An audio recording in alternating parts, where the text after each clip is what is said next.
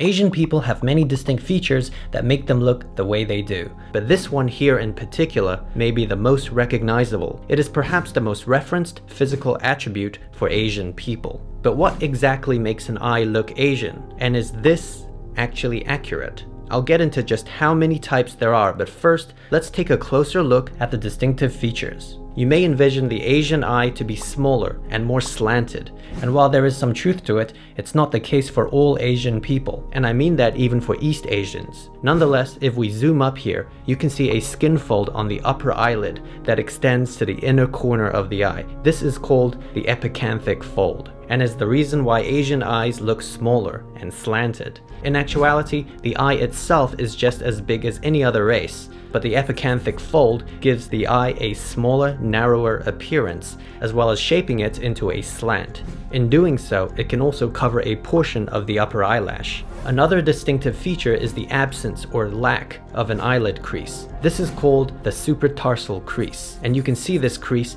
in most non-Asian people. This is what differentiates between a single eyelid and a double eyelid. Many Asian people can still have the crease, but it often lacks definition. In case you were wondering, it is possible for you to have both the epicanthic fold and the supratarsal crease. You can have one and not the other, as well as the rare case of having neither. East Asian people can have any of these combinations. A type of eyelid that is less common amongst Asians is the hooded lid, where there is an excess of skin that hangs low, just above the eye, not to be confused with the epicanthic fold, which is positioned lower and reaching the corner. You can see this represented in many European eyes. Sometimes this can make a non-Asian eye look somewhat Asian. Now it's about to get even more complicated, so bear with me. But don't worry, I will be showing a complete graphic near the end of the video with all the classifications I mentioned. Okay, let's dive deeper. The epicanthic fold itself can come in several types. You can have no fold, a faint fold, a clear fold partially covering the corner of the eye, a curved fold completely covering the corner of the eye, and in what is considered an anomaly even for Asian people, the reverse epicanthic fold, where it is the lower eyelid that curves upwards. About 90% of East Asians come under this range, with 10% having faint to no fold, although these statistics can vary depending on the study.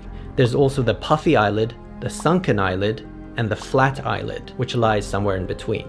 You'll notice that many Asian people have the puffy eyelid look, combined with a monolid. But don't get the puffy eyelid confused with the hooded eyelid. One is an excess of fat, while the other is an excess of skin. If this wasn't confusing enough, you can also add in crease types. There's the no crease, the faint crease, the defined crease, and the multiple crease. More than 50% of East Asian people come under this range. Southeast Asian people are more likely to have a crease, whereas 75% of Korean people have no crease. What about the direction of the crease? You can have it tapering towards the nose, where the outer edge appears to be a double, but tapers into a single, very common for East Asians. There can be a lateral flare, where the distance B is greater than A, or it can be parallel with the lid line.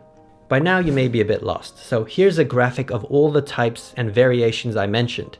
If you're able to figure out what combination you have, tell us in the comments below. Keep in mind your eyes can change with time, so it is not uncommon, for example, to start with single eyelids that slowly change into double eyelids. Even strong epicanthic folds can become less defined over time. I tried to classify my own Asian eyes, and it did get a bit confusing. I seem to have a pretty weak epicanthic fold with a relatively flat eyelid. I'm unsure if this is considered hooded for an Asian, but there's a clear supratarsal crease and it is moving in a parallel direction. Just to clarify, I am full East Asian, even though there always seem to be some people who don't believe that.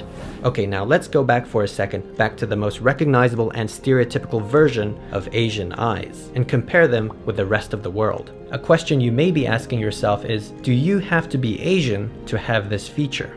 And if not, how common is it among non-Asian people? I will be answering this in a future video, so make sure you're subscribed to get that. But if you want to know why Asians have yellow skin, you can find that out by clicking the video on top. Otherwise, click the one below if you prefer something else. I hope you enjoyed this topic, and if you have any questions or thoughts, let us know down below. Thanks for watching, hit that like button, and stay tuned for more interesting Asian-y videos.